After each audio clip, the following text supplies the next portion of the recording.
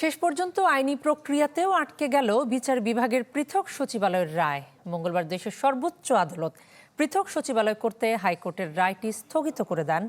পরবর্তী শুনানির দিন ঠিক করেছেন ১৬ জুন। আপিল বিভাগের এমন আদেশে হতাশা জানিয়েছে রিটকারী পক্ষ। নগদ নিয়ে এলো হার না মানা হার অফার।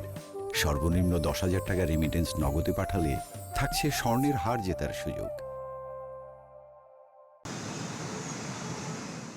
ঢাকঢোল পিটিয়ে গেল বছর ১১ ডিসেম্বর সুপ্রিম কোর্ট এলাকায় বিচার বিভাগের পৃথক সচিবালয় উদ্বোধন করেন তৎকালীন প্রধান বিচারপতি। এরপর কাজও শুরু হয়, কিন্তু বিএনপি ক্ষমতায় আসার পর অন্তর্বর্তী সরকারের যেসব অধ্যাদেশকে আইনে পরিণত করেনি তার একটি সুপ্রিম কোর্ট সচিবালয় আদেশ, যা নিয়ে শুরু হয় টানাপোড়েন। সংবিধানের ১১৬ অনুচ্ছেদ বাতিল ঘোষণা করে ৩ মাসের মধ্যে সুপ্রিম কোর্টের জন্য স্বাধীন সচিবালয় করার নির্দেশ দিয়েছিলেন হাইকোর্ট। গত মাসে এ রায় স্থগিত চেয়ে আপিল করে রাষ্ট্রপক্ষ। মঙ্গলবার প্রাথমিক শুনানি নিয়ে হাইকোর্টের সে রায় স্থগিত করে দিলেন আপিল বিভাগ। বাংলাদেশের মাননীয় প্রধান বিচারপতি সহ আপিল বিভাগের ৪ বিচারপতির সমন্বয়ে গঠিত বেঞ্চ আমাদের আবেদন মঞ্জুর করেছেন।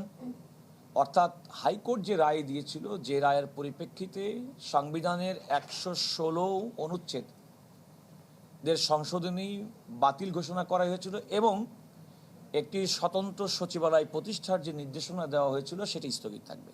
একজন পৃথক সচিবালয় হলে যিনি বিচার বিভাগের অভিভাবক হবেন তিনি এ মামলা শুনতে পারেন কিনা এমন প্রশ্নে উত্তর দিতে রাজি হননি রাষ্ট্রের প্রধান আইন কর্মকর্তা।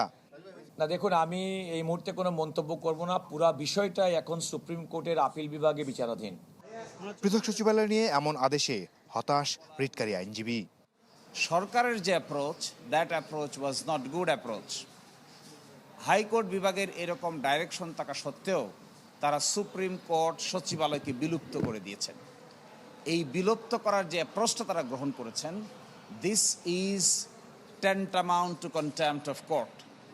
এই ধরনের কাজ সরকারের পক্ষ থেকে করা উচিত নয়, because that will create a negative example, যা আদালতের রায় না মানলেও মনে হয় চলে। ১৬ জুন আপিল বিভাগের পূর্ণাঙ্গ বেঞ্চে হবে চূড়ান্ত শুনানি। সেখানে সিদ্ধান্ত হবে বিচার বিভাগের পৃথক সচিবালয় থাকবে কিনা। মাসুদুর রহমান, চ্যানেল 24, ঢাকা।